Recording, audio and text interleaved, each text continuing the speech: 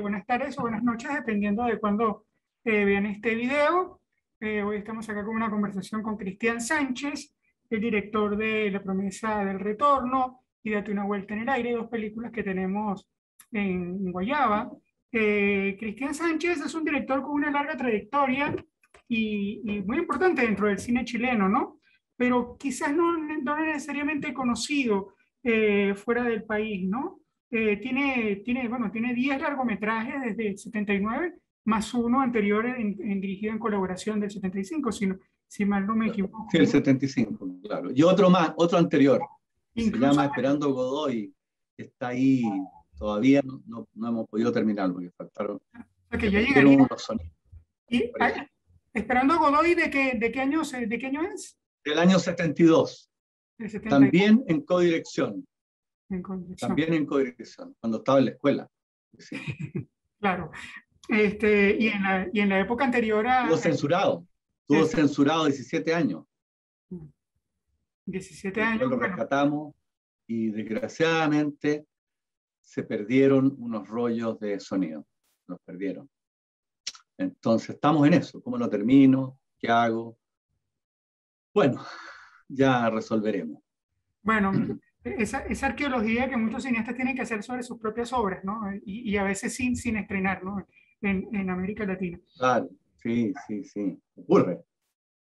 Creo que una de las razones quizás que podríamos pensar por lo cual tu cine no se ha difundido tanto es en parte porque comenzaste tu carrera en una época no muy buena para Chile y sobre todo porque los intereses estaban dirigidos en otras direcciones, tanto en la política, tanto por lo que respecta al país como por lo que respecta a cierto cine que se hacía y tu cine no iba exactamente en esa dirección. O sea, me refiero a la época de la dictadura de Augusto Pinochet, ¿no? Eh, yo quisiera Claro. que me hablaras un poco de cómo fueron en los comienzos de tu obra en ese contexto, ¿no? Bueno, como tú bien señalas, una obra a contracorriente de la época, tanto porque los mensajes, las formas y los discursos tenían que ver con un contenido político explícito. Y mis películas, si bien pueden tener una dimensión política, es más secreta, ¿no? Esa dimensión hay que descubrirla y por lo tanto siempre se trató en mi cine de un lenguaje indirecto. Y lo otro es que mis películas en general fueron hechas con muy pocos recursos, eh, casi en secreto y en 16 milímetros. Por lo tanto, no tenían la difusión que solamente podían tener las películas que se hacían en 35 milímetros en el país, ¿no? Entonces, pero sin embargo, igual fueron a festivales y Ok, tuvieron algún tipo de difusión afuera y adentro también, pero dentro del marco de lo que podríamos decir el cinearte. ¿Mm? exactamente. Bueno, hay, Sí. hay, hay que mencionar hay una anécdota con el zapato chino que es importante mencionar con relación bueno, al personaje de la época, ¿no? Que ocurrió, que tuviste, ¿no? Ah, con respecto a Pinochet, Sí, claro, no te voy a privar dices del tú. gusto de No, contarla. pero no fue el zapato chino lo hice en total libertad. Ah, Nadie se ok. enteró de que yo estaba filmando, filmé en las calles, en todos lados. Fue Los Deseos Concebidos, Los deseos ¿no? concebidos. Los Deseos Concebidos, que es la película que filmé el año 80 y lo terminé el año 82. Los Ok. Deseos se terminó el año 82 y, y entonces Pinochet quiso verla. La Ok. película estaba muy interesado, tú sabes, ¿no es cierto?, que era cinéfilo, entonces se la llevó a un microcine que tenía en Bucalemu y me la pidió el director de Chile Film de la época, no recuerdo su nombre, por un fin de semana que yo estuve, pero pucha, dije ya, pero ya, lo peor pensé. Y entonces, después yo dije, pero la película me la tiene que volver el lunes porque la teníamos efectivamente que dar, exhibir en el cine de la Universidad Católica, me parece, ¿no? Entonces, sagradamente él me la entregó y me dijo el presidente, no alcanzó a ver su película porque tenía otras cosas que ver, otras películas, yo me imagino que eran spaghetti western, que le gustaban mucho al parecer, y entonces me dijo, pero yo se la podría pedir en otra ocasión, Sí, le dije, yo, lo que usted quiera. Nunca más me lo escribió. Yo creo que vio los primeros 10 minutos y se aburrió y dijo, no, esto por ningún motivo, ¿no? Bueno, ¿No? menos mal que no profundizó mucho en... Menos mal que no siguió viendo, si siguió Exactamente, viendo, no exactamente. estaría hablando aquí contigo, desde luego. Bueno, esperemos, No menos mal habría que hecho no el vio. resto de la obra. El Menos resto de mal la que no obra vio. habría quedado omitida. Pero ¿No? vamos a volver a esos motivos por los cuales los deseos concebidos pudo haber sido motivo de una censura. Luego te quería comentar, hay una característica interesante en estas dos El películas. personaje se llama R. ¿Cómo? R. El protagonista, el escolar, se llama R. Mm, Entonces ya eso era una provocación enorme, ¿no? ya. Bueno, Una gran provocación para la época, claro. y Entonces eso aparte, llamó la atención, seguramente los servicios de inteligencia empezaban a ver entre líneas las figuras que habían ahí, un rector del liceo autoritario, otras figuras así, ¿no? Que de alguna manera representaban aspectos, ¿no es cierto?, del dictador. y Así ya, que no estaban mal encaminados, no estaban mal encaminados. Si hubieran visto en filigrana, ¿no es cierto?, con lupa, hubieran dicho, no, esta película no. a- Sin a- embargo, parece que pasó después. aparte que hay un multígrafo que también se roban y el multígrafo es un mecanismo de comunicación revolucionario por excelencia, ¿no? Claro, por Que está en manos supuesto, de los claro. estudiantes, además. Nosotros le decíamos mimeógrafo le Exacto, decíamos acá. Un mimeógrafo. mimeógrafo, ¿no? Ese mimeógrafo, claro, por supuesto, que era importante y el centro de alumnos, claramente ellos tienen una posición como muy política en contra de R y sus amigos, digamos, que son, en fin, tienen una posición más rebelde con respecto a todos, ¿no? Y desde luego con respecto a la institución del liceo. Entonces, ellos por eso se roban el mimeógrafo. Claro, era un instrumento de propagación ¿no? de discursos subversivos. Exactamente. Bueno, menos mal que llegó otro público y no a ese espectador en particular. Quería preguntarte por estas dos películas que, La promesa del retorno y Date una vuelta en el aire, que, bueno, Sí. creo que estuvieron juntas en el FIT Valdivia, creo que estuvieron juntas en el Bafisi, ahora están juntas en Guayaba. Te quería preguntar en la relación entre las dos, El Festival de Iquique también. en el Festival Festival de... de Iquique Ok. Quería también, preguntarte sí, las dos. si las ves como una especie de díptico, cuál es la relación entre ellas. Son medias hermanas, sí, hermanas o primas, ¿no? Primas cercanas, diría yo. Tienen muchas cosas en relación entre ellas, desde luego los dos textos que abren una película, ¿no es cierto? La promesa se abre con un texto de Saint John Perse, perdón, de René Char al revés, ¿no es cierto? René Char que dice, se acerca el momento en el que solo podrá requerirnos lo que deba permanecer inexplicado. Y cierra con un poema de Saint John Perse, ahí sí, y ya se eleva un rumor muy vasto por el mundo como una insurrección del alma. Y en cambio, en Date una vuelta en el aire es al revés. Abre ese poema de Saint John Perse, ¿no es cierto? Y cierra el de René Char. Así que ya eso las hermanas. Sin embargo, el tono de las dos películas es muy distinto. Diríamos que Date una vuelta en el aire es una fábula, que es una comedia desopilante, como dirían los rioplatenses, ¿no es cierto? Cansada, jugada y vertiginosa, porque tiene que ver con esta idea que yo tenía de un cuento del aire. Entonces todo es aéreo, todo es rápido, todo es fugaz, es lábil, cambiante, ¿no? Insospechado y con bastante humor, digamos, ¿no? Humor jugado, humor del absurdo.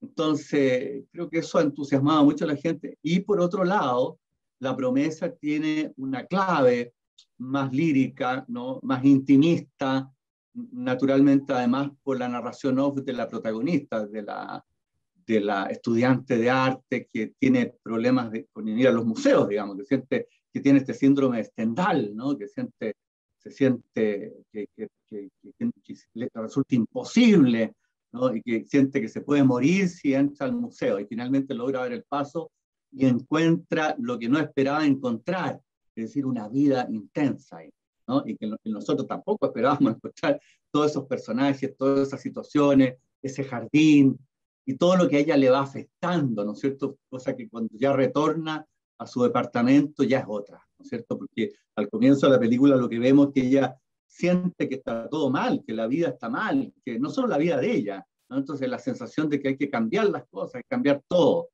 Y ese cambio lo encuentra ella en cierto modo paradójicamente en lo que está muerto, en las capas de pasado, en los fantasmas, no están tan muertos, ¿no? Entonces el museo es un lugar de vida, ¿no? Y la vida quizás del museo puede incidir en la vida cotidiana, trivial de todos nosotros, alimentarnos. Entonces está la memoria, el problema de la memoria, ¿no es cierto? Pero la memoria no como un dato duro, un dato histórico, ¿no es cierto?, sino una memoria que podríamos decir antropológica, por capa, una memoria mental, diría Rupert Sheldrake, el gran biólogo inglés que yo estoy leyendo ahora, fascinado, ¿no? Rupert Sheldrake, o sea, es un campo mórfico, una forma de campo, un campo mental, de relaciones mentales deslocalizadas, donde ya no importa un lugar u otro, los lugares se comunican entre sí, se pliegan, se despliegan, y entonces eso es lo que yo quise establecer, esa comunicación secreta, más o menos invisible, pero que la película podía manifestar. Y en eso también hay una relación con el tema de darte una vuelta en el aire con las culturas ancestrales de los mapuches, por ejemplo. Pero Claro, por vamos supuesto, porque la película habla, ¿no es cierto?, dando una vuelta en el aire, ¿qué significa la conversión de los personajes? La conversión de los personajes, dice, en un momento dado, les cae como una iluminación, un satori, o sea, ya no quiero más. Y eso se debe a la llamada de los ancestros humanos y los ancestros animales, que están y son muy importantes en la cosmovisión Reches Mapuche, ¿no? Entonces, los llamados de los celulares, por eso son 2 celulares cada uno, en que cada uno tiene su ancestro animal, Filu, la culebra, Pangui, el puma, y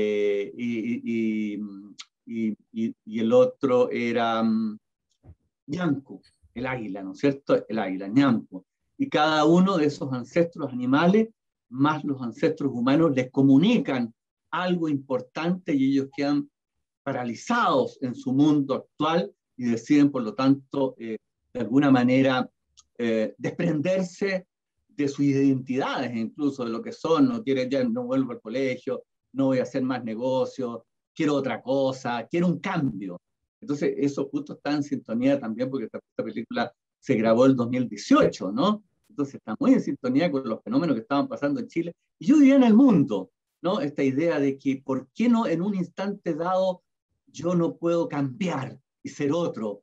Es como Walkefield, el gran cuento de Hawthorne. O sea, de repente, ¿y si no vuelvo a mi casa? ¿Y si no vuelvo a mi casa, a mi vida rutinaria? Y pasa, ¿cuántos son? 25 años, y se instala cerca de la casa de la mujer, la ve salir todos los días, qué sé yo, y 25 años después él regresa tranquilamente como si nada. Es decir, podemos hacer eso, podemos hacer ese cambio. En este caso, los personajes aparentemente han sido llamados, ¿no es cierto? Han tenido una especie de llamado a las sirenas inconscientes, no saben por qué están ahí, siempre están por otra cosa, trivial, pero en la profundidad ese llamado ha sido importante y ha sido un llamado de los espíritus ancestrales que están en ese lugar donde está el árbol, ¿no es cierto? Que dice la chamana que está más perdida que nadie, la más perdida, yo digo, los guías son los que tienen que estar más perdidos, si no, no pueden guiar, ¿no?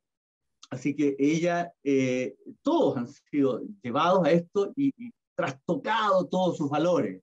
Es la transvaloración de todos los valores, ¿no es cierto? Nietzscheanamente, si lo planteamos nietzscheanamente, la transvaloración de todos los valores, o sea, el encuentro con la verdadera voluntad de poder. Dejo de ser hombre de ciencia, hombre de negocio, estudiante, dejo de ser. Todo eso son formas de la voluntad baja de poder, pero yo puedo desarrollar una potencia, ¿no? Entonces, ese es el mensaje final. Por eso los caballos que van galopando hacia el final, que se mantienen, ¿no? Este galope, esta cosa también del galope y de lo aéreo, los personajes son conducidos hacia algo, ¿no? Así que ese rumor vasto por el que aparece por el mundo, ¿no es cierto? ¿Ya? Bueno, así que yo creo que lo interesante para mí es que di un paso de un cierto realismo, donde mis películas, a pesar de todo, a pesar de sus rarezas, de su extrañeza, el deseo concebido, el cumplimiento del deseo, todas tienen irrupciones de extrañeza, como si el fondo o las capas de pasado irrumpieran de pronto en la realidad, pero después la realidad trivial vuelve a restablecerse. Aquí, en cambio, no, yo ya estoy en un terreno en que digo, todo debe parecer onírico y no es onírico porque no lo es mental, y todo eso es parte de la realidad, porque lo que empiezo a postular aquí es una nueva concepción ontológica de la realidad. La realidad es más compleja de lo que creían, no es la realidad corriente, exterior, psicosocial. No, esa es una capa de la realidad. La realidad tiene más profundidad y más conexiones secretas y las tenemos que mostrar. Eso justamente me lleva a la siguiente pregunta. Bueno, creo que ya es un lugar común y además muy evidente la relación de tu cine con el surrealismo, y es algo que estamos incluso ya tenemos rato haciendo, preparando esta conversación. Ha habido una serie de episodios que indican que eso está presente en nuestra vida, que es el, bueno, Sí, surrealismo, ¿no? El surrealismo en este momento, curiosamente, no parece estar en alza, parece ser un movimiento no. estético que no está en alza. Terrible, a mí me parece que debería siempre estar muy en alto. Y bueno, quería preguntarte por qué esa importancia tuya en sostener el surrealismo, ¿no? Porque yo soy surrealista, porque yo me formé con el surrealismo, pero el surrealismo no artístico, retórico, ¿no? Sino un surrealismo salvaje. Entonces, yo siento el surrealismo en carne propia. Y después, por supuesto, uno se va cultivando, ¿no es cierto? Uno entiende a los grandes creadores, los escritores, los pintores surrealistas, que siempre me interesaron mucho, desde luego Breton, ¿no es cierto? Su grandes, su trilogía analógica, Nadia, Los vasos comunicantes, El amor loco, y también después la influencia poderosa de Buñuel, que también en el caso de Buñuel es un surrealismo avant la lettre, que fue anterior a la relación con el movimiento, después se vincula al movimiento, pero yo creo que no se cumplió el programa surrealista. El programa surrealista está incumplido. Entonces, por eso yo siento también eso, y porque lo siento de verdad, como un llamado, ¿no es cierto? Como algo que me interpela a mí, y entonces esas técnicas que están ahí, esa forma de crear, esa forma de relación con las cosas, es algo que está vinculado al surrealismo. Pero también hay otras cosas más, digamos, que quizás los surrealistas no realizaron, como bien dices tú, quizás hoy día se ve como un movimiento periclitado, un movimiento acabado, en términos porque seguramente porque se esclerosó, se transformó en una especie de retórica fácil, ¿no? Pero si tú vuelves a la fuente, a la inspiración real, al dictado de lo inconsciente, a todo ese trabajo con las fuerzas naturales, a encontrar otros vínculos hoy día, ¿no es cierto?, con las culturas indígenas y con otros elementos, tú logras sintonizar y de alguna manera crear una versión, diríamos, novedosa y poner nuevamente, intempestivamente, diría yo, el surrealismo en el tapete, ¿no es cierto?, en acción nuevamente. Eso es lo que yo siento, ¿ya? Lo siento verdaderamente, Pablo. Yendo más a los detalles porque hay un programa, ¿no? Yendo además a aspectos más específicos de ese programa, hay una cosa que comentaste en una entrevista muy buena que te hicieron en La Fuga, Carolina Urrutia te hizo esa entrevista, Ah, y sí. decías que un poco la idea era ir más allá del lenguaje de Buñuel. No sé si podrías desarrollar un poco esa idea, porque hace referencia justamente al lenguaje cinematográfico de Buñuel, que creo que es un buen tema para discutir con relación a tu cine, ¿no?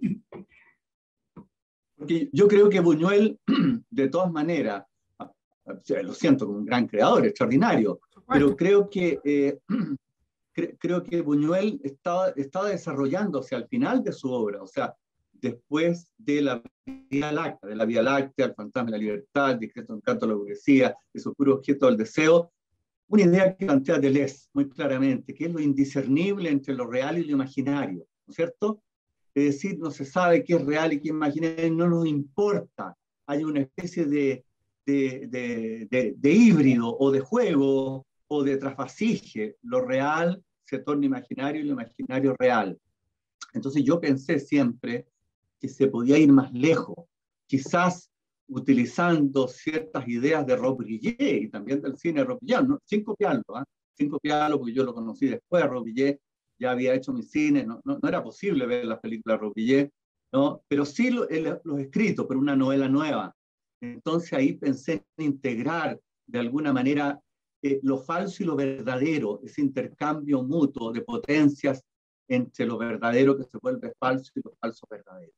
¿Ya? Y yo quise incorporar otros elementos que quizás no estaban en Buñuel, ¿no es cierto?, para ir en otro camino, no digo, sino en otra dirección que Buñuel no exploró, ¿no? Entonces, esa es un poco mi idea de plantear lo que plantean los deseos concebidos, ¿no? Quizás eso se cumpla más hoy día con esta, diría yo, función fabuladora, donde ya escapo un poco de las condiciones del realismo corriente o de la verosimilitud, ¿no?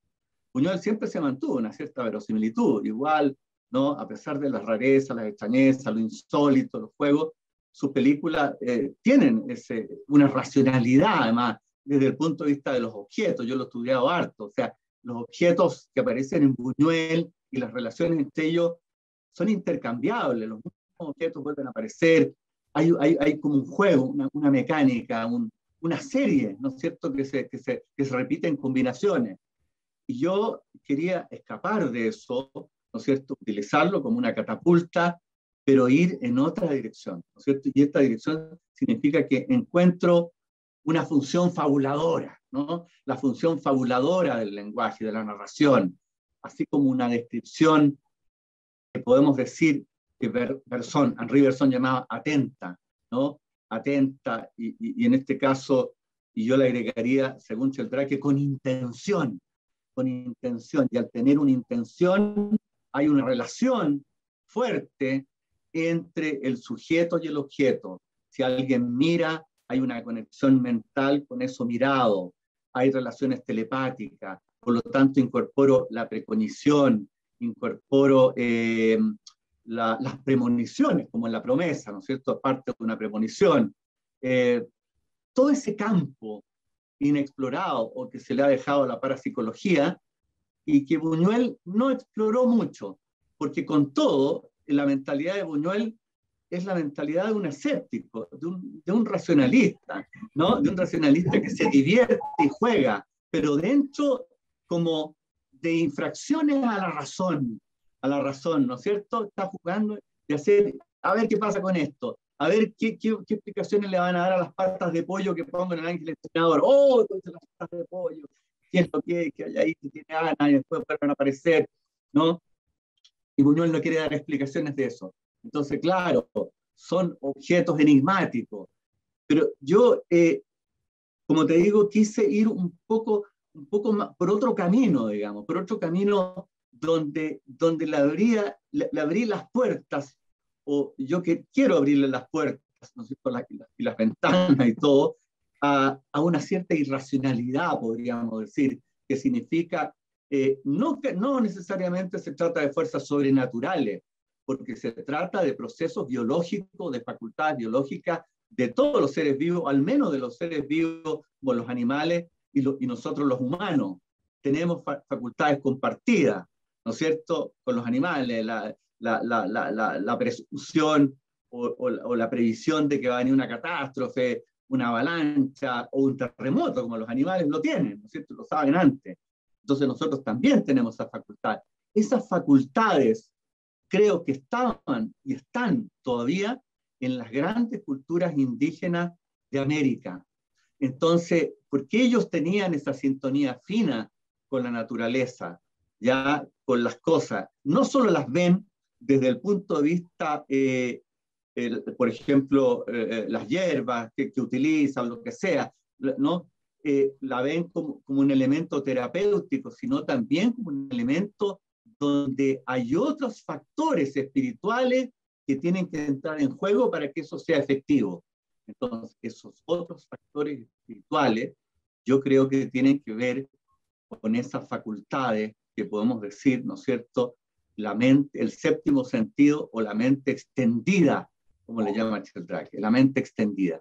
Entonces, todo ese componente es lo que me interesa explorar y que yo estaba intuyendo en el zapato chino, ¿ya?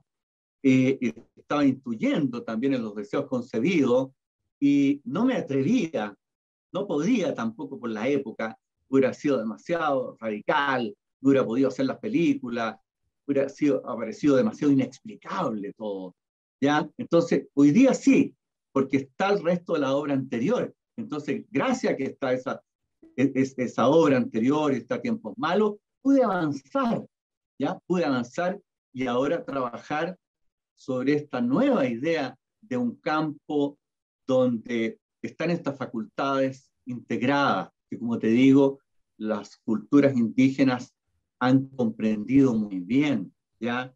Pero que son facultades biológicas que están en los animales y en los humanos. Hay otro punto donde espero que no te hayas quedado congelado. Ah, no, si no te quedaste congelado. Hay otro punto Sí, interesante por lo que... parece que yo te vi congelado a ti, pero yo también estaba congelado, parece. Sí, parece que Un había un viento frío, congelamiento un viento polar que total. había por ahí. Este, otro aspecto El viento interesante polar apareció ahí. otro aspecto interesante de la influencia del surrealismo, me parece que es lo que le hace el surrealismo a la motivación clásica en tu película, que no existe, pero de todas maneras en algunos momentos pareciera que como que se insinúa. Por ejemplo, una película como El cumplimiento del deseo, al principio pareciera ser un drama de una crisis Sí, de pareja, ¿no? Pareciera ser una crisis matrimonial. Lo que pasa es que eso después ocurre una cosa totalmente. completamente diferente, ¿no? Sí. Yo quisiera que me hablaras un poco de ese proceso, de ese proceso de cómo la motivación de tus personajes crea las tramas. Y creo que impulsado por aquella fuerza tan evidente en tu cine y que además está puesta en tus títulos, que es los deseos concebidos, el cumplimiento del deseo, es decir, el deseo. ¿Cómo se generan esas tramas a partir, a partir del deseo? Eh, bueno, en el caso del cumplimiento del deseo era un guión que yo escribí completamente, porque, bueno, yo en Zapatos Chinos siempre trabajé sobre esquemas, con muchas anotaciones. Yo no quería, yo tenía una posición muy subversiva con respecto al guión tradicional que me habían enseñado. Entonces no quería, por ningún motivo. Creía que un guión así me encadenaba, ¿no? Entonces me iba a impedir hacer cosas en el momento del rodaje. Y también en los deseos concebidos tenía una especie de gran esquema con más anotaciones de todo tipo, ¿no? Y que algunas me sirvieron, eran demasiado, eran sugerencias enormes, muy vastas, ¿no? Y en el caso del cumplimiento había un guión estricto que yo traté de seguir porque tuve el siguiente problema. A última hora falló la persona que iba a hacer el sonido directo. Entonces yo Ah, me vi sin tener sonido directo y mis películas funcionan mucho por el sonido, por la voz, la calidad. Entonces yo sabía que al meterme en el asunto del doblaje iba a ser una cosa terrible. ¿Cómo fue? Me demoré porque no tenía recursos para hacer esa película, unas películas con menos recursos que he hecho, y entonces me demoré 8 años y tanto en terminarla, porque la hice a pulso y yo mismo fui grabando en los estudios de sonido, las voces, y reemplazando los que no podían. Entonces, eh, bueno, ahí tuve yo que seguir los diálogos que tenía escritos, porque no, y los simplifiqué incluso un poco, ¿no? Y en el caso de lo que tú me preguntas con respecto a la cuestión del deseo, mi idea era seguir el caso de la hermana de R, que es Manuela, que se había ido, ¿no es cierto?, aparentemente a la clandestinidad en los deseos concebidos. No te puedo decir nada, si yo me comunico contigo, la pasan a buscar y desaparece. Y entonces es la hermana de R años después, ¿no es cierto?, año 85, o sea, 3 años después, ya como psicóloga, pero en la idea de la renuncia a eso, renuncia a esta relación que considera como rutinaria, que le impide. Yo estaba en ese tiempo bien influido lo reconozco, por las ideas de Baudrillard, ¿no? De Jean Baudrillard, tú lo ubicas, el gran sociólogo francés, ¿no? Que de alguna manera tomó muchas ideas de Pierre Klossowski. Entonces, él tenía la idea de la seducción, ese gran libro que se llama De la seducción, que yo había estado leyendo. Entonces ahí encontré una serie de sugerencias y con algunas nociones de Spinoza, que yo cito a Spinoza, ¿no es cierto? Algo así como el deseo que nace de la razón, que es el verdadero deseo. O sea, imagínate, el racionalismo total, o sea, el deseo que nace de la razón es el verdadero deseo. Los otros son deseos, son pasiones para Spinoza. Spinoza siempre creyó de las pasiones, lo sabemos, ¿no es cierto? Las pasiones tristes o alegres no son buenas. A la larga tú tienes que encontrar una sensación en tu existencia beatífica, ¿no es cierto? Más allá de las pasiones. Pero ese deseo que nace de la razón, entonces yo veía a Manuela como una persona bien racional, y racionalmente ella rompe, porque efectivamente podría seguir y todo, pero es la sensación de agobio, ¿no? De agobio de la vida, de una cierta vida trivial, rutinaria, sedentaria. Es el nomadismo que está en todos mis personajes, la necesidad de hacer el ejercicio de la aventura, de aventurarse, de entrar en un terreno, diríamos, desconocido, ¿no es cierto? Un terreno donde no se sabe qué se va a encontrar. Puede encontrarse algo peor de lo que salió, naturalmente. O sea, eso era posible para Manuela, pero ella toma el riesgo. Entonces toma el riesgo y entonces la idea es que se pone como objeto de deseo, pero empieza a ver qué es lo que es ser objeto de deseo. ¿No es cierto? Ser deseado, no desear, sino ser deseada en este caso. Y por eso la cita, cuando han visto la película de Buñuel, Belle de Jour, ¿cierto? El personaje de Severín, y comentan con la amiga eso. Pero bueno, la experiencia de ella es la experiencia fundamental que tiene que ver con el encuentro con este psiquiatra, ¿no es cierto?, retirado, que ya no cree en la psiquiatría, así como ella no cree en la psicología.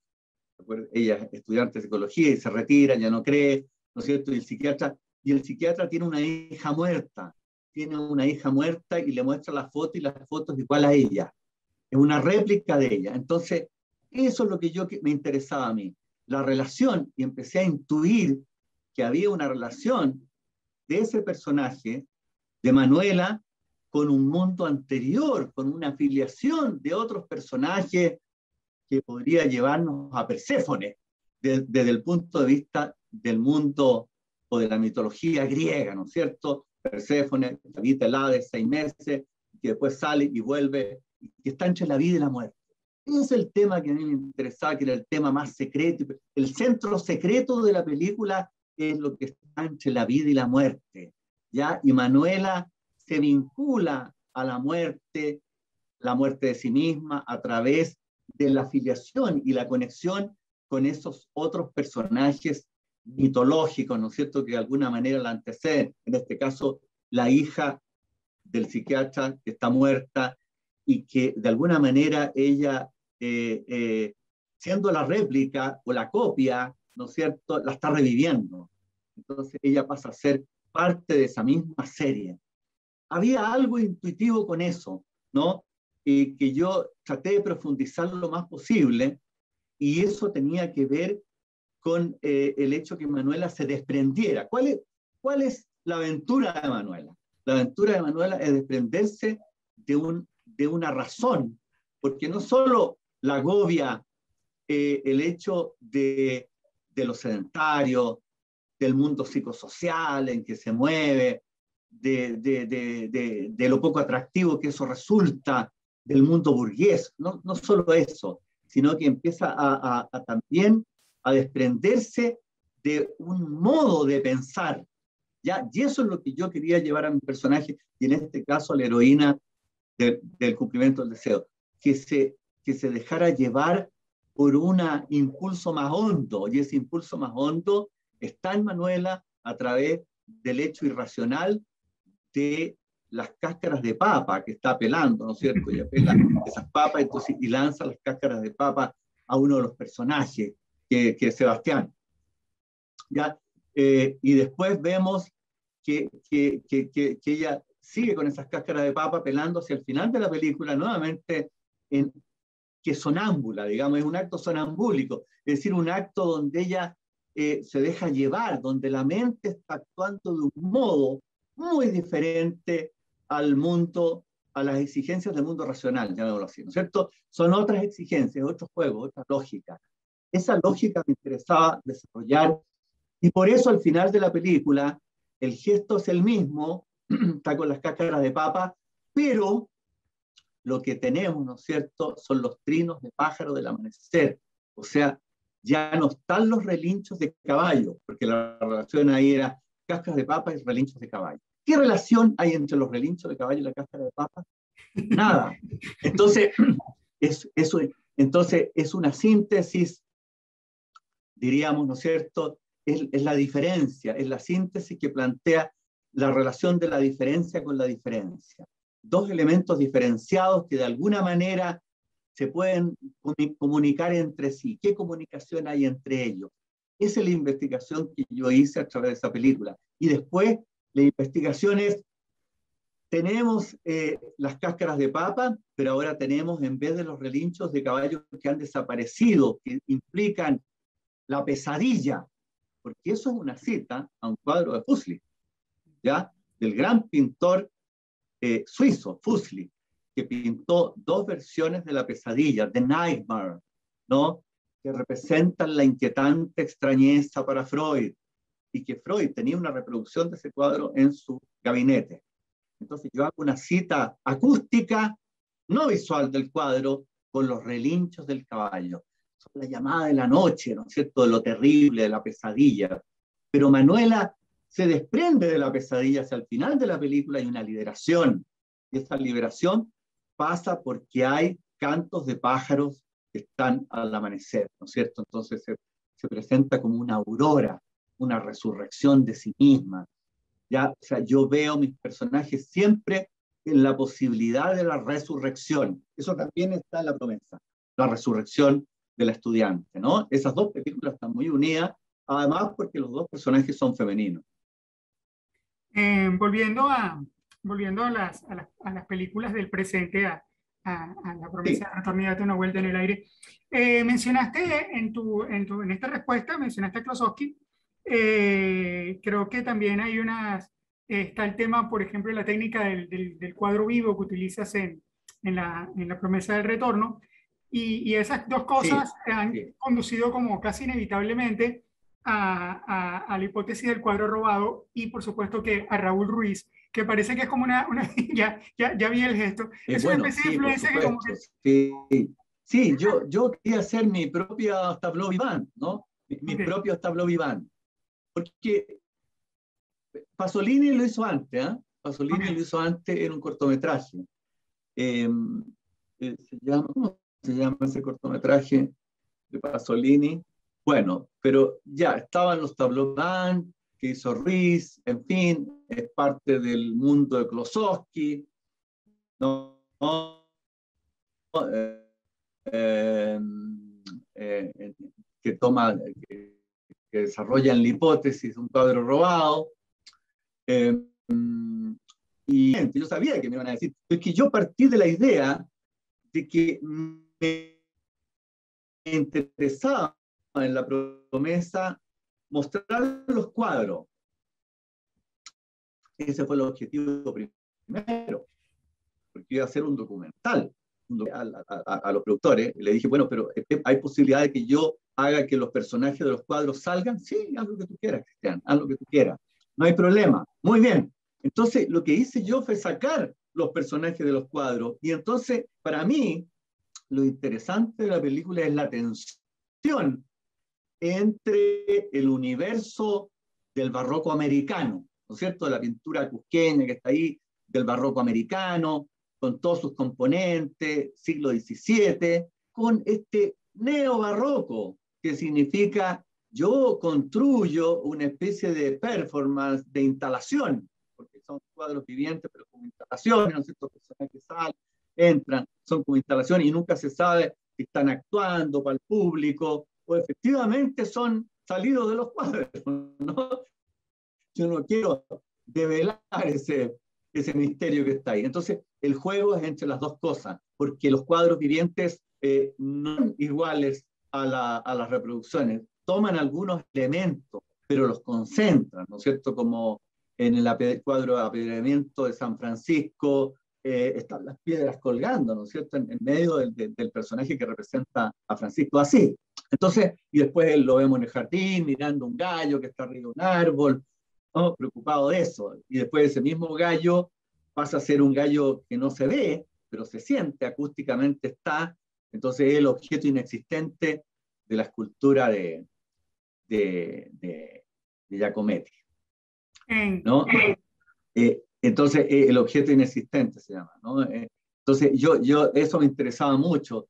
Entonces yo decía, bueno, aquí hay un objeto inexistente que es parte de la obra, es parte de su secreto, ¿no? Siempre busco que haya un centro secreto que esté ahí, que se rodea y nunca puede enunciarse, nunca puede manifestarse, por eso se mantiene como secreto. Entonces, bueno, está la relación, pero no hay más que eso, digamos, no había un intento de citación, porque no hay ningún tableau vivant que se parezca a la magnífica película de Raúl, La hipótesis de un cuadro robado. O sea, es una construcción distinta, diría yo, ¿no?, que va en otro sentido. Y yo me mantuve en mi lenguaje, ¿no? Así que, bueno, hay otros tableaux vivants también, que son posteriores, por supuesto, a esta película de Raúl, que hizo Godard en Pasión, porque hay unas representaciones de cuadros, ¿te acuerdas tú? No sé si viste la película Pasión, que es del año 81 de Godard, ¿no? Ahí aparecen cuadros, me parece, de Ingres, de la Croix, varias representaciones pictóricas que está haciendo el director de teatro que está tratando de montar una obra que no llega a montar, tiene una crisis, ¿no? Bueno, es uno de los personajes de Pasión, ¿no?, donde está Isabelle Huppert también, ¿no?, que está obrera, que tiene conflictos con el jefe, con el dueño de la fábrica, que es Michel Piccoli. Y bueno, que es un tipo que está tosiendo todo el tiempo, ¿no?, que hace toser, ¿no?, para hablar y tose. Bueno, muy divertido. Pero bueno, hay tableaux vivants, sí, van a haber otros seguramente, pero yo los utilicé como un recurso que me resultó interesante, ¿no?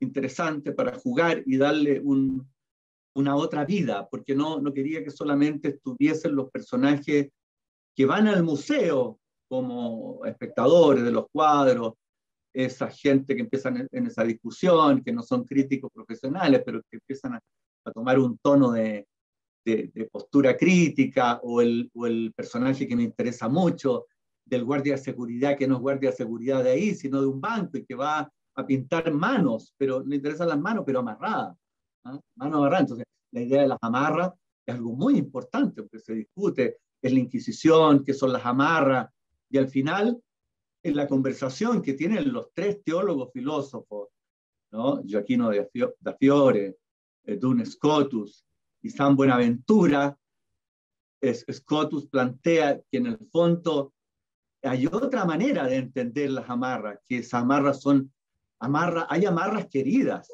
¿no?, que son lazos mentales, lazos de comunicación, lazos afectivos, y que no representan ninguna prisión, ¿no? Entonces el otro sentido dice, porque todo el pensamiento moderno dice lo que va a venir, dice él, lo que va a venir tiene que ver con las jaseidades, que son las circularidades libres, que pensó Deleuze, el concepto de Deleuze también, desarrollado por Deleuze, ¿no?, que no es de él, pero lo desarrolló, las jaseidades, esto que es circular, que ocurre una vez solamente. Entonces, ¿cómo pensar? Y eso es lo importante para mí en esa película, porque es un trasfondo que tiene que ver con el pensamiento. El pensamiento moderno no puede ser un pensamiento racional despiadado en que el concepto no considera los afectos. Son los afectos, los desbordados como afectos o preceptos, produce en el pensamiento una conexión con lo conceptual. Hay un vaso comunicante entre lo puramente conceptual, que nunca es puramente conceptual, que siempre está condicionado por los afectos, por lo afectivo, ¿no es cierto? Lo afectivo, lo que hace que amemos determinados conceptos que van a asegurar desde el punto de vista del pensamiento eso afectivo que hemos elegido. Entonces, es también un trasfondo espinociano, hay varias cosas ahí mías, ¿no? Pero bueno, seguramente eso resulta un poco críptico para los espectadores y para la propia heroína, que dice, bueno, no entendí mucho lo que dijeron, pero creo que la voz me dijo ciertas cosas y creo que entendí algo, digamos, ¿no? Que es la situación de todos nosotros, me incluyo, porque ellos hablan en un tono muy elevado, digamos, muy elevado, ¿no? Y además quise singularizar eso y lo puse con subtítulos como película muda, digamos, como cine mudo, y me gusta con los ruidos de fondo y con la repetición, porque la misma escena pasa primero en un sentido y después se devuelve, ¿no? En reversa. Entonces, es como la idea también de que ella va a volver a su departamento y las cosas quizás van a continuar y va a haber una especie de eterno retorno, la promesa del retorno. La promesa del retorno, o sea, otro ciclo, otro círculo. A lo mejor en otra ida al museo vamos a ver otras cosas completamente distintas. Por lo contrario, te fijas, un tipo que dice, no, yo jamás dibujaría o pintaría manos amarradas, las odio. ¿Sabe que yo odio las manos amarradas?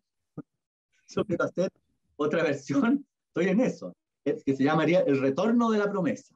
Y poniendo las dos películas juntas sería muy bello. Sería muy bello. La promesa del retorno y el retorno de la promesa. Sí, ¿te fijas? Entonces ahí está el juego, ya estaría el juego completo. Y está también la cita a Magritte, del haitiano que está leyendo, que está viendo los libros de Magritte, ¿no? Del gran pintor surrealista que lo admiro tanto, que lo admiramos, ¿no? Entonces yo quería hacerle homenaje. Y también el libro que encuentra ella, ¿no? La Inmaculada Concepción. La Inmaculada Concepción, porque ella también tiene algo de virginal, de lo virginal, la idea de la Virgen, el lenguaje virginal, la búsqueda de lo inmaculado, ¿no? Hay una cosa con eso también ahí. Por eso se la encuentra también de manera surrealista en la, ¿cómo se llama? En la entrada de la casa,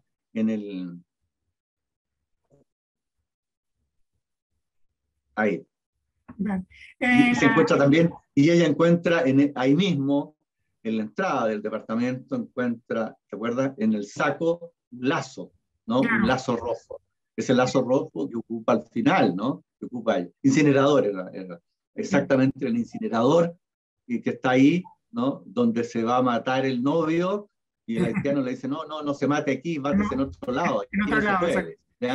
Aquí, en otro lado sí, allá, en el otro lado se puede matar, mátese allá, aquí no. Bien, otra pregunta que quería hacerte, volviendo a los aspectos de la técnica, sí. Creo que algo que se destaca en tu evidentemente, y es muy característico, es el trabajo con la banda sonora, ¿no? Sobre todo, sí, sobre todo considerando que muchas de esas películas son de una época donde trabajar la banda sonora no era fácil, era porque todavía era cine con fílmico, entonces había que trabajar de una manera diferente el problema del sonido. Pero me llama la atención la relación entre sus dos componentes, ¿no? Por una parte la palabra, que está esa importancia que tiene la palabra en tu cine, y el otro lado el uso de esos ruidos que aparecen insospechadamente en cualquier momento. ¿Podrías desarrollarnos un poco ese trabajo con la palabra y ese trabajo con el ruido en tu banda sonora? Bueno, eso está en El zapato chino ya, no está tanto en Vías Paralelas, la primera. ¿Cómo? A pesar de las limitaciones del sonido de esa película. Sí, no, a pesar de las limitaciones, es que yo quizás tenía tiempo, porque El zapato chino se filmó el 76 y la terminé el 79. Dificultades económicas también, cómo terminarla, quién, dónde. Entonces, ese tiempo que yo tenía, lo utilicé, he sido siempre sensible al espacio sonoro. O sea, creo que el 50 o a veces más, creo lo que dice Bresson, siempre que puedas, dice Robert Bresson, reemplaza una imagen por un sonido, porque para él dice, porque el sonido siempre es más realista, y el ojo, de alguna manera, la imagen miente, ¿no? Entonces, la idea de trabajar los sonidos era de crear espacios que el espectador no puede ver, porque generalmente los encuadres en mis películas a veces son fijos o hay movimientos de cámara, pero quiero trasuntar no necesariamente un fuera de campo, decir lo que estaría en la calle, en otros lados, sino un fuera de campo que yo llamaría heterogéneo, un fuera de campo que pertenece, yo le llamaba heterogéneo en esa época, ahora le llamaría de otra dimensión mental, diría es un campo mental. No está ahí como continuación del espacio, si los personajes salen por el borde del encuadre, no se van a topar con esos universos, pero esos universos existen y yo los traigo a la película. Lo visual, diríamos, representa más el mundo visual, digamos, lo visual representa más el mundo trivial, el mundo concreto, lo que vemos, ¿no? La percepción de los hechos, las cosas que están ocurriendo, los acontecimientos. Y los sonidos nos trasladan, nos llevan, irrumpen para romper esa relación demasiado estrecha, y nuevamente apelo a la idea que desarrollaba en otra parte, de desfondar el realismo. ¿Cómo desfondamos el realismo? Lo desfondo yo a través de los ruidos, de la extrañeza de esos ruidos, de producir ruidos que parecen de ese espacio, pero que no lo son, o algunos son y otros no, y nos llevan y nos evocan y nos hacen soñar que la imagen de alguna manera se proyecte. Es una imagen que se proyecta justamente porque están los sonidos. Si no tuviera esos sonidos, la imagen sería, creo yo, mucho más pobre, sería pobre, ¿no? O no representaría ese elemento proyectivo, ¿no?, que está ahí. Entonces, los sonidos tienen una función proyectiva, de comunicarnos con otras dimensiones mentales, otros espacios, otras realidades, otras capas de futuro o de pasado o de lo que sea.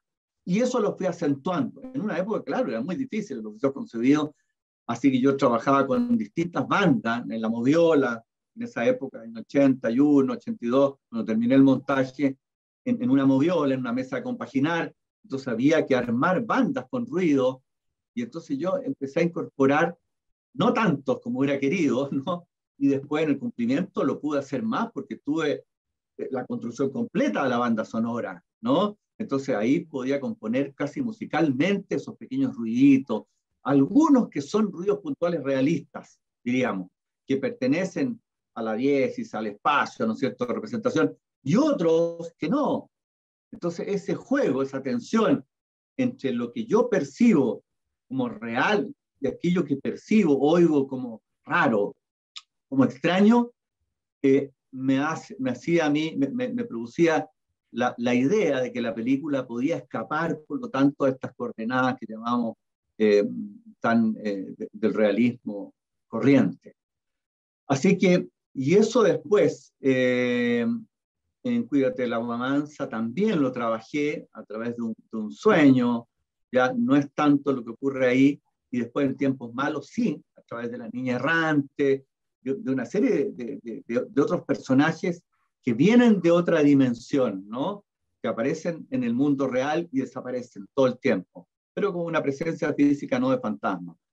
Y después en estas dos últimas películas ya el trabajo se multiplicó, estuvimos, yo diría, un año prácticamente las dos películas trabajando ruido por ruido, con esto, vamos probando acá, con el postproductor, con una paciencia enorme, trabajamos a distancia, ¿no?, telemáticamente. Entonces yo encontraba ruido y decía, ¿qué te parece esto? Pon esto acá, este ruido caldera, pero defórmalo, hazle tal cosa, cámbiale el pitch, la velocidad, o acórtalo, o córtalo, y fúndelo con este otro. A ver qué se produce, qué sensación. El ruido de las abejas, por ejemplo, en las dos películas muy importantes, el zumbido de las abejas. Los ruidos de insectos sí han estado siempre en mis películas, chicharras, los ruidos animales ostensibles, como el ruido del mono, por ejemplo, los deseos concebidos, que está en ese caso en relación a las piedras que encuentra, ¿no es cierto?, R, y el ruido del mono, y después la aparición de Quintana fijo, detenido en esta posición, ¿no es cierto?, como si hubiera sido castigado, ¿no?, de alguna manera. La dueña de casa, que de alguna manera ella es una figura mitológica también griega, ¿sí, no? Una Moira, no sé, de alguna manera lo ha petrificado, y después ella le pone las piedras, ¿no es cierto?, en las manos, y en la otra película, por eso hay un juego también de una película a otra, y en Tiempos Malos son los mismos actores, en el caso de Quintana, ¿no?, porque estaba muerto, pero encontramos un doble, ¿no?, el doble de Quintana, en que ella le saca las piedras, en una especie de visión que el protagonista mira, y está esta visión, y ve que esta mujer, que es la esposa de Eulalio, del capo, ¿no es cierto?, del grupo narco, le saca las piedras a él de las manos, y se escucha un aullido de un lobo marino en ese caso. Entonces, hay lobos, en esa película están los lobos y las ovejas todo el tiempo. La niña errante va con las ovejas y los lobos y las ovejas se intercambian, no pelean, no uno u otro, sino que el rebaño, ¿no es cierto?, de ovejas y la manada. O sea, lo que estamos diciendo, lo que yo quería manifestar, porque eso al final se escuchan solamente los lobos. Quería decir, hay que transformar el rebaño en manada. El rebaño en manada. Eso es el paso de lo sedentario a lo nómada. Ya transformar el rebaño en manada. No se puede vivir como si estuviéramos en un rebaño. Podemos vivir, sí, en una manada como lobos, ¿no? Ese sería, por lo tanto, el fundamento nietzscheano de la película, porque está la cosa, ¿no es cierto?, del libro de Nietzsche que le regala este maestro secreto, que es el mayordomo del liceo, al escolar, ¿no? Le dice, ¿no has leído a Nietzsche? ¿No has leído? ¿Ah? No sabes nada del superhombre, de la voluntad de poder, del eterno retorno. Le dice, malo, muy malo, léelo. Y termina con Ética de Spinoza. Entonces, la relación Spinoza-Nietzsche, ¿no es cierto?, que la desarrolló extraordinariamente bien Deleuze, ¿no?, como paso de uno al otro, como relectura, como desarrollando la idea de potencia, ¿no es cierto?, que estaba en Spinoza y que desarrolla bien profundamente Nietzsche. Así que esa potencia es la potencia nómada que está ahí hacia el final, y por eso, ¿no es cierto?, él sigue a la niña errante, que va como Ariadna, otra figura importante, ¿no es cierto?, del mundo griego. Mira, muchas de las figuras que aparecen ahí, en secreto, se refieren a la mitología griega o a otras formas, ¿no?, mitológicas que están ahí. Entonces, están contenidas también en Tiempos Malos, y también en los deseos concebidos.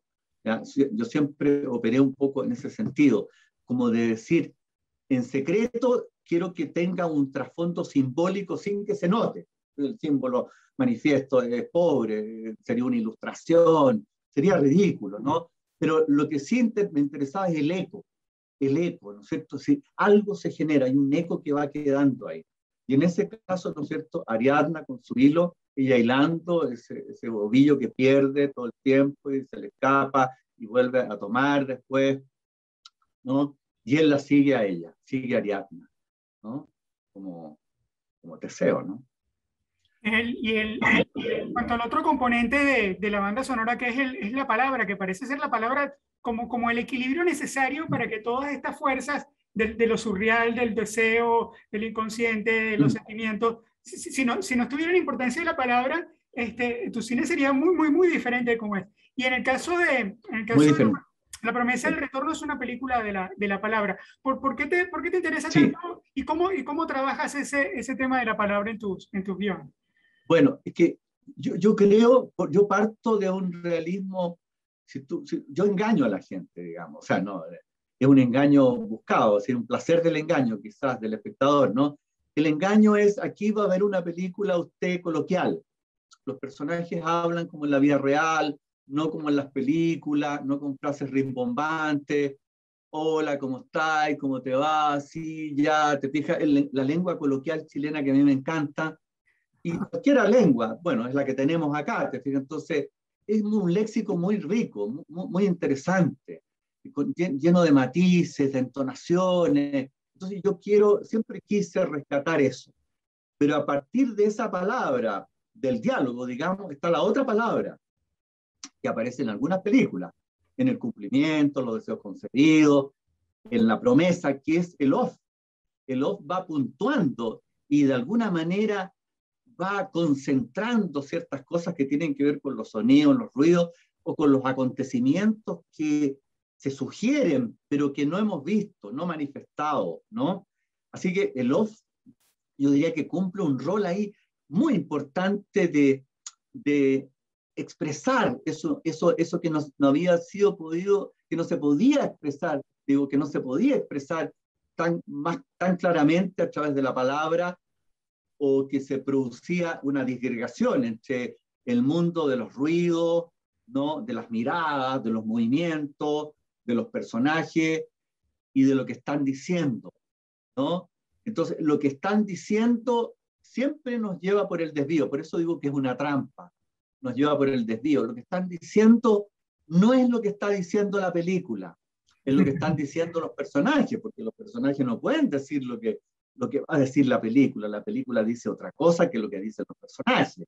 No, los personajes están en su mundo, no los quiero violentar, no quiero hacer que los personajes forzarlos, que digan cosas, salvo los personajes de los teólogos filósofos ahí, y por eso les suprimí sus voces, no quería nada rimbombante, sino algo muy discreto, pero los demás personajes en general en mi película, yo diría, salvo el discurso del profesor, del marido de la profesora de filosofía, del filósofo, este perverso, que desarrolla ideas de Sade o de Bataille, ¿no? Batallanas, ¿no es cierto?, en los deseos concebidos, esa idea del deseo, en fin, ¿ya? Que él desarrolla ahí, que puede conducir a la muerte, ¿no? Y entonces, la palabra tiene esa función, la función de comunicar, de conectarnos con las realidades de cada uno de los personajes, pero en ese sentido es equívoco, ¿no? Uno no puede fiarse de lo que dicen los personajes porque los mismos personajes están perdidos. Lo que dicen es parte de su búsqueda, de su aventura, no necesariamente es una convicción o la certeza, ¿no? de tener algo, ¿no? Los personajes de mi película son titubeantes. Si tú lo ves, todos titubean, todos vacilan, todos se dejan llevar. Yo diría que tienen esa cuestión de la labilidad, o le podemos llamar flexibilidad mejor, ¿no? Flexibilidad frente a la rigidez de los personajes que no cambian, que creen en las cosas tal como son y que no quieren cambio, y que por lo tanto son inflexibles. Mis personajes tienen esa flexibilidad, buscan esa flexibilidad, se pliegan a las cosas, a los acontecimientos, porque confían en que los acontecimientos van a encontrar algo de sí mismo que ignoraban. Entonces los acontecimientos son reveladores de ello y al mismo tiempo ellos, con su intención al actuar en los acontecimientos, van a cambiar el mundo. Eso es lo que yo creo. Esa es mi idea del héroe, esa es mi idea de la aventura, esa es mi idea de habitar el mundo. Eso. Para ir cerrando, una última pregunta. Esta conversación ha estado muy buena, sobre todo ha ido en muchas direcciones, como era nunca en línea recta, que eso es un poco la idea de esto. Te quería preguntar también, porque claro, tu cine, cuando hablas del surrealismo, hablas de muchas de cosas que son consideradas universales, pero yo creo que tu cine es profundamente chileno. A mí me parece que es una cosa muy curiosa, muy interesante de tu cine, lo que lo hace además latinoamericano, que es algo de interés para Guayaba. Y bueno, hay una profundización en la cultura de Chile, rescate de aspectos como el barroco colonial, este tipo de las culturas ancestrales vistas no como una cosa de arqueología, sino como algo vivo, ese tipo de cosas. Y bueno, y además creo que en el cumplimiento del deseo, en los deseos concebidos al final, creo que tu personaje se va alejando por una calle donde hay un letrero que dice Chile, que queda como Claro, es lo deseo concebido. en los deseos Lo deseo concebidos. concebido. El último plano de Tú la sabes película. que eso era una cosa de buses, decía buses Chile, pero se cayó la parte de buses y Pero quedó fue Chile. perfecto. Cuando vimos esa imagen ha impactado en todos lados. Cuando se dio en el Festival de Berlín, el año 83, la película causó impacto, esa imagen final, ese decía, pucha, qué fantástico eso. Y estaba ahí. Entonces el acto surrealista era encontrar más bien lo que estaba, no lo pusimos, pero me apropié de eso, me pareció fantástico que estuviera, ¿no es cierto?, ese final. No, no, y la película te Bueno, dijo, no, esto es Chile. El propio claro, esto es Chile, esto es Chile, esto es resumen, aquí se exactamente. resume, Esto es un resumen. la imagen que resume todo, él yéndose, ¿no es cierto?, no se sabe dónde, y se sienten los pitazos del tren, como un llamado a seguir viajando, quizás a irse, a errar, a vagabundear, al exilio, está en un exilio permanente, es un exiliado en su propio país, en sus propios lugares, está siendo expulsado de todos los lugares, ¿no? De alguna manera, entonces es muy severo Chile con él, ¿no? Una severidad tremenda. Entonces, bueno, sí, yo rescato que a ver, siento profundamente mi cultura, la cultura latinoamericana. Yo nunca quise hacer un cine que fuera europeo. Creo que también por eso no pensé en irme, ¿no? En hacer un cine de adaptación de novelas o de cosas desarraigadas. Yo decía, yo necesito a los Quintana, necesito a esos personajes, necesito esas calles, necesito esa dicción, necesito ese léxico, necesito esas palabras, esa entonación, porque eso me nutre, eso me permite eh, crear, imaginar, hacer proliferar esas imágenes en un sentido u otro. Entonces, el arraigo es natural, digamos, está ahí, y por supuesto que todas esas fuentes que me nutren aparecen en las películas inevitablemente, ¿no? Las calles del zapato chino, el auto, todo lo que hay, creo que es difícil que se dé en otros lados, quizá hay equivalente, naturalmente, pero creo que en eso es profundamente chileno. Yo creo que mi interés ha sido poder dar una imagen, desde mi perspectiva, una imagen de Chile, pero no a través de circunstancias históricas, de datos, de lo externo, del mundo psicosocial, no, sino de profundizar una imagen, una síntesis de lo que es Chile, una cosa concentrada. Entonces, cada película ha intentado, ¿no es cierto?, generar esa imagen concentrada del país. Bueno, y en algunos casos has ofrecido unas muy buenas imágenes concentradas del país, como creo yo que en Date una vuelta en el aire hay una muy, muy linda imagen de Chile, ¿no? Mira, bueno, Cristian, muchas gracias por esta conversación, por haber compartido este tiempo con nosotros. Y bueno, entonces esperemos que, les recuerdo que las dos películas, tanto la promesa del retorno como Date una vuelta en el aire, la promesa está todavía por unos días más en la cesta para los suscriptores y a partir del mes de marzo van a estar las dos disponibles para alquilar en Guayaba. Bueno, Cristian, muchas gracias por esta conversación y insisto, ha sido realmente un placer conocerte por esta vida.